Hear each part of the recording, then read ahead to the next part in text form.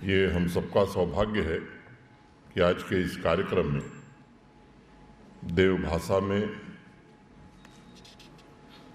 कई लोगों ने अपने विचार रखे और पूज्य स्वामी जी का आशीर्वाद भी हम सबको मिला। मैं उन्हें नमन करता हूँ। आज के कार्यक्रम में श्री शक्ति पाठक जी को वर्ष 2022 का कैलक संस्कृत रत्न पुरस्कार भी प्रदान किया गया है। चूड़ामणि संस्कृत संस्थान बसोहली के मुख्य न्यासी के रूप में तथा समाज के एक प्रबुद्ध नागरिक के रूप में संस्कृत एवं भारतीय दर्शन के प्रचार प्रसार में एक महत्वपूर्ण भूमिका का वो निर्वहन कर रहे हैं। मैं कैलक ज्योतिष एवं वैदिक संस्थान ट्रस्ट के अध्यक्ष महंत रोहित शास्त्री जी को इस कार्यक्रम के आयोजन तथा संस्कृत के चल गुरुकुल के लिए भी बहुत बहुत साधुवाद देता हूँ। मोबाइल गुरुकुल जिसे आप कह सकते हैं, या और सीधे मैं कहूँ तो संस्कृत की होम डिलीवरी महंत जी अब करने वाले। यह मोबाइल गुरुकुल जम्मू कश्मीर संघ राज्य क्षेत्र के विभिन्न हिस्सों में जाकर खासकर ग्रामीण क्षेत्रों में संस्कृत के पठन पाठन और प्रचार प्रसार में महत्वपूर्ण भूमिका का निर्वहन करेगा। इस वर्ष डॉक्टर उत्तम चंद्र शास्त्री जी का जन्म शताब्दी समारोह भी मनाया जा रहा है। उत्सव की श्रृंखला में पिछले महीने मेरे पूर्व अभिझा जी ने बताया कि अनाज मंडी में आयोजित संस्कृत बाजार के कार्यक्रम को मैं भी एक बहुत ही महत्वपूर्ण कार्यक्रम मानता हूँ। संस्कृत बाजार के द्वारा लोगों को न सिर्फ बोलचाल में संस्कृत का प्रयोग सुनाई पड़ा, बल्कि आम नागरिकों में अपनी इस अमूल्य विरासत को लेकर एक गर्व का भाव और एक जागरूकता भी पैदा हुई। आज के इस कार्यक्रम के लिए शास्त्री जब मेरे पास आए थे तो मैं ये सोच रहा था कि इस अवसर पर मैं समाज के सभी लोगों से संस्कृत को जनभाषा बनाने के संबंध में जो थोड़ी बहुत मेरी समझ है मैं भी चर्चा करूंगा। जब भी संस्कृत के कार्यक्रमों का आयोजन होता है तो स्वाभाविक रूप से एक मन में सवाल आता है कि क्या वर्तमान में संस्कृत जनभाषा है? संस्कृत हमारी परंपरा का अनमोल तत्व है, हमारी श्रद्धा है, हमारी आस्था है, हमारी सामाजिक सांस्कृतिक चेतना का केंद्र भी है, लेकिन इसे जनभाषा हम नहीं बना सके। ये लोक भाषा नहीं बन सकती है। इस कड़वी सच्चाई को जानना बड़ा आवश्यक है, क्योंकि सच्चाई जब हम जानते हैं या उसे स्वीकार करते हैं तभी हमें मार्ग मिलता है कि कैसे इसे लोक भाषा या जनभाषा हम बना सकते हैं, तभी सही दिशा हमें मिल सकती है। पिछली जो जनगणना यहाँ हुई थी 2011 में, उसके अनुसार पूरे देश में 24,821 लोग ऐसे थे जिन्होंने जनगणना के फॉर्म में लिखा था कि संस्कृत उनकी मातृभाषा है। अब 130 करोड़ से ज़्यादा आबादी हो गई। अभी कोई नई जनगणना नहीं हुई है, हो सकता है कुछ संख्या बड़ी हो, लेकिन आगे जब जनगणना होगी तो संख्या बढ़े। लेकिन ये संख्या जो है 24,821 की, और उसमें भी अधिकांश जो लोग हैं वो उत्तर प्रदेश, तेलंगाना, राजस्थान, नागपुर, बिहार से ज़्यादा लोग हैं, और सबसे बड़ी संख्या जो थी वो हरिद्वार से थी। हो सकता है कि नई जनगणना में उनकी संख्या बढ़े, लेकिन 91 से 2011 के जो आंकड़े हैं उनका अगर अध्ययन किया जाए तो स्वाभाविक रूप से कई लोगों की उम्मीद को झटका लगेगा, उसे एक निराशा का भाव पैदा हुआ है। संस्कृत को सभी भाषाओं की जननी कहा नहीं जाता है, ये वास्तविकता है, लेकिन जहाँ अन्य भाषाओं के बोलने वालों की संख्या बढ़ रही है वहीं उस अनुपात में संस्कृत भाषा बोलने वालों की संख्या में वृद्धि नहीं हो पा रही है। उस अनुपात में कारण निश्चित रूप से हमें विचार करना होगा। एक ऐसी छवि, एक ऐसा परसेप्शन बन गया है, मैं कहूँ कि बन गया है या बना दिया गया है, ये दोनों बातें हैं कि संस्कृत भाषा का मतलब है कोई धार्मिक ग्रंथ पढ़ना। ये एडवर्सरी कुछ लोगों ने कोशिश की है। दूसरी वजह, संस्कृत को ग्रामीण जीवन की भाषा में शामिल करने में कहीं न कहीं हमसे चूक हो गई। दूर दराज के गांव में चले जाइए, बातचीत में सामान्य अनपढ़ आदमी भी अंग्रेजी का शब्द इस्तेमाल कर लेगा। मैंने कई किसानों से मैं मिला हूं, वो चावल को राइस कह देंगे, लेकिन तंडुलम शब्द का प्रयोग मैं समझता हूं कि शायद कहीं किसी ने सुना होगा। और इसलिए चुनौती हमारी बड़ी है। सरकारी प्रयासों से केवल इस लक्ष्य को हम प्राप्त नहीं कर सकते। आम नागरिकों को, नई पीढ़ी को विशेष रूप से ये जानना होगा, ये बताना होगा कि मात्र 7-8% साहित्य का संबंध धर्म एवं आध्यात्म से है। बाकी जो 92% संस्कृत भाषा है, साहित्य, विज्ञान, गणित, चिकित्सा का मैं मानता हूं कि सबसे अमूल्य खजाना है और जिसे आधार बनाकर दुनिया भर के वैज्ञानिकों ने मानवता को नए आविष्कार दिए। आज सभी विद्वजन जानते हैं कि शब्दावली पर पाणिनि से बड़ा विशेषज्ञ कोई नहीं हुआ, लेकिन आज भी जब शब्दावली के विशेषज्ञों का जिक्र होता है तो अंग्रेजी भाषा के एक्सपर्ट्स के बारे में नाम हम सुनते हैं, पाणिनि का जिक्र बहुत कम आता है। पश्चिम के विद्वान ब्लूमफील्ड ने स्वयं ये बात कही कि पाणिनि के अष्टाध्यायी मानव मस्तिष्क की सर्वोत्तम कृति है। इसलिए ये सवाल उठना स्वाभाविक है कि ऐसी सर्वोत्तम कृति क्यों नहीं हमारे यहाँ हर एक नौजवान के हाथ में है।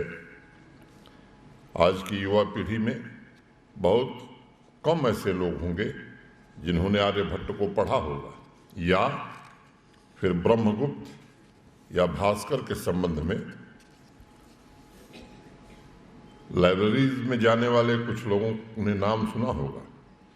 मेडिकल फ्रेटर्निटी से जुड़े लोग जो हैं उसमें रुचि रखने वाले बहुत कम लोग चरक या सुश्रुत के बारे में आज जान रहे हैं। कुछ लोग हैं जो इन विषयों पर कभी कभी बोलते हैं, लेकिन उनका बोलना संस्कृत के लिए लाभदायक कितना हो रहा है इसका मूल्यांकन करना आवश्यक हो गया है। ऐसी स्थिति में जब हमें लगता है कि चारों तरफ अंधेरा ही अंधेरा है, तब कहीं से भी प्रकाश की पौ फट सकती है। ये मैं मानता हूं कि ईश्वर का ही इंटरवेंशन है। 2014 के बाद देश में बड़ा बदलाव हुआ है। प्राचीन भारतीय दर्शन, उसके विभिन्न आयामों में पुनर्जागरण की शुरुआत हिंदुस्तान में हुई है। योग को पूरे दुनिया ने अपनाया है। पूरी पृथ्वी पर विभिन्न विषयों को लेकर मतभेद हो सकते हैं, लेकिन योग की पूर्णता ऐसी है कि उस पर दुनिया के सभी देशों में आज एकता कायम हुई है। योग की लोकप्रियता ने अन्य 5 विचारधाराओं, या मैं कहूँ कि 5 दर्शन इसको, न्याय, वैशेषिक, सांख्य, पूर्व मीमांसा तथा उत्तर मीमांसा को प्रभावित किया है। आज देश नहीं बल्कि विदेश में भी इस पर शोध हो रहा है। जहाँ तक मुझे ज्ञात है, लगभग जर्मनी के 14 विश्वविद्यालय ऐसे हैं जो भारतीय संस्कृति के इन अनमोल खजानों पर शोध कर रहे हैं।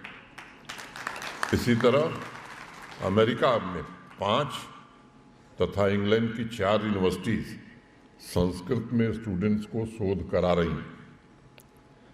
हमारे देश के कुल 18 संस्कृत विश्वविद्यालय, 100 से ज़्यादा कॉलेज हैं। प्रधानमंत्री जी ने 2020 में सेंट्रल संस्कृत यूनिवर्सिटीज बिल देश की संसद में पारित कराया। 3 यूनिवर्सिटीज और उन्हें ग्लोबल एक्सेलेंस बनाने का लक्ष्य भारत सरकार ने रखा है। मुझे उम्मीद है कि जिस प्रकार समाज के प्रबुद्ध वर्ग और उससे जुड़ी संस्थाएं, और विशेष रूप से मैं रोहित शास्त्री जी का उल्लेख करना चाहूँगा, कैलाश ज्योति एवं चूड़ामणि संस्थान काम कर रही। हम ऐसी संस्थाएं संस्कृत को पुनर्स्थापित करने में जरूर प्रभावी होंगी, सक्षम होंगी। इसके लिए हमें संस्कृत को जनभाषा और लोक भाषा बनाने के लिए भी काम करना होगा। थोड़ी देर पहले ही मैंने कहा कि संस्कृत बोलचाल में शामिल हो, इसके लिए मिलकर प्रयास करने की जरूरत है। लोगों की आदत में, स्वभाव में उसे कैसे शामिल किया जाए, इसके लिए प्रयत्न करने की आवश्यकता है। इतनी एक बार किसी शिष्य में बहुत प्रसिद्ध विद्वान एक शिष्य था, उसने एक बड़े प्रकांड विद्वान से पूछा कि महावीर प्राकृत में क्या बोले, संस्कृत में क्यों नहीं बोले?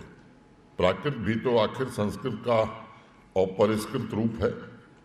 उस प्रकांड विद्वान ने जो कहा वो सोचने लायक है।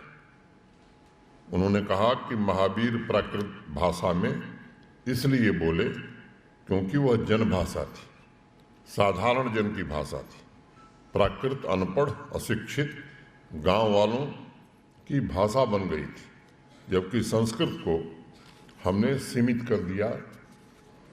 संस्कृत के इर्द गिर्द व्याख्या, व्याकरण, परिभाषा की इतनी दीवारें खड़ी कर दी गईं कि सीखने वाला भी कभी कभी हिम्मत छोड़ देता था।